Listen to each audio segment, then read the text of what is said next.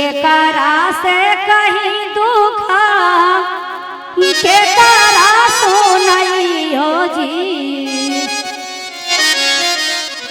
अब दुखा सहलो ना जाहे शिवा गुरु जी। कि केकरा से कहीं दुखा केकरा सुनई हो जी। अजिया दुखा सहलो ना जाहे शिवा गुरु जी।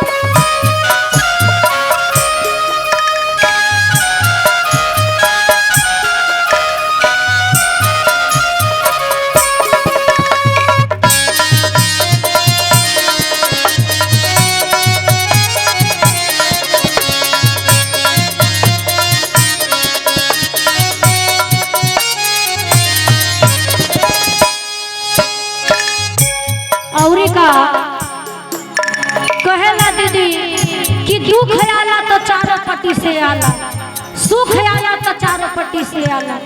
तो दुख में कोई साथ न देला गुरु बहना, ये सोच लीजिएगा। कितनो आप धनी मनी रहे, कितनो अमीर रहे, कितनो रुपया वाला रहे, कितनो दिलदार रहे, लेकिन कोई दुख में साथ जो देला वही समझला कि भगवान है ना। तो देखिए वो बिचारी कहाँ गई। दुखवा के मारल गईली नाई हरवा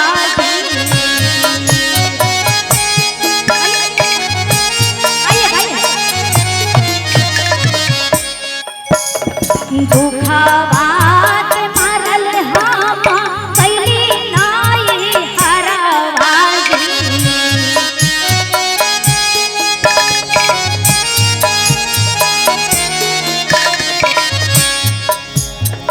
बड़के भौजी मोहाचाम कैलन शिव गुरुजी। मझली भौजी उत्पाचाम कैलन शिव गुरुजी। दुखवा के मारल हम गईली नाई हरवा जी।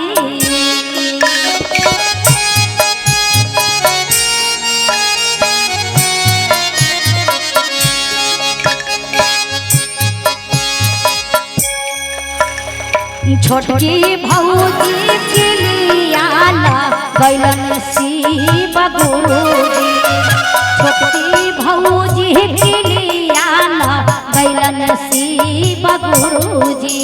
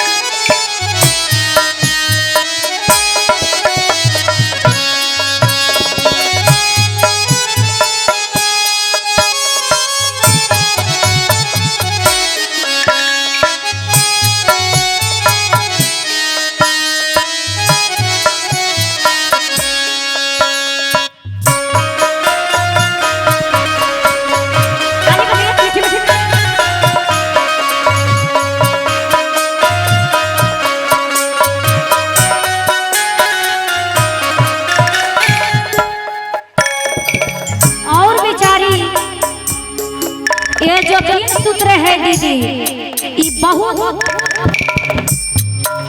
कितना दिल से अब कितना हमारे साहेब भैया जी बारे बार हम भी नहीं जानते थे दीदी जी और हमारे गुरु भैया जी, लेकिन ये जो 3 सूत्र में जो पावर है किसी में पावर नहीं है।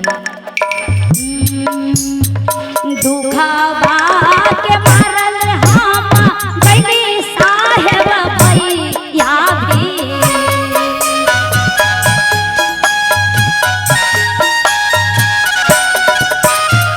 दुखवा के मारल हम गइली नीलम दीदी भी।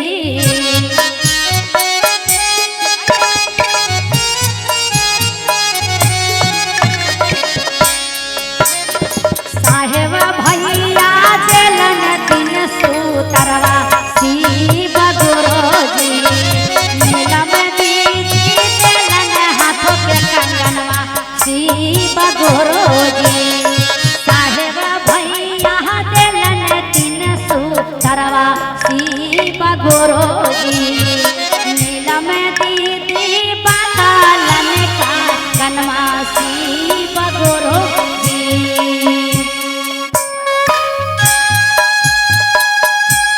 जय हो, बोलिए शिव गुरु महाराज की, बोलिए मैया पार्वती की, बोलिए हमारे हरेंद्र भैया की, बोलिए नीलम दीदी की। और ताली बजा क्या बात है।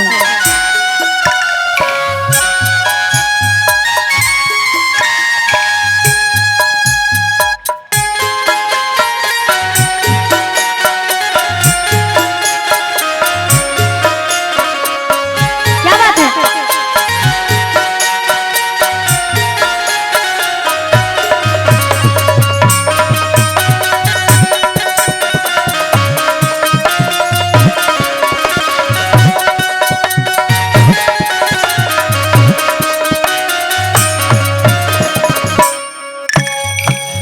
और का कहल हमारे साहेब भैया जी ये जो 3 सूत्र ये पूरा बांटे हैं बतलाए हैं, और हमारे नीलम दीदी जी तो बताइए यही 3 सूत्र न काम किया दीदी, न नैहर में काम किया और न कोई ससुराल में और न कोई गुरु भैया न बहना, लेकिन करे हैं हमारे मनिंदर भैया जी, है ना।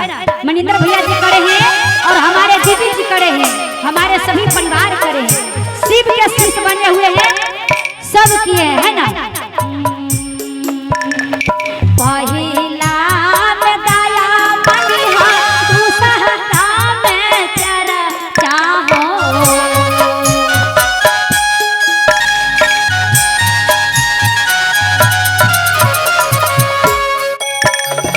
पहिला में दया मनिहा, दूसरा में चर्चा हो।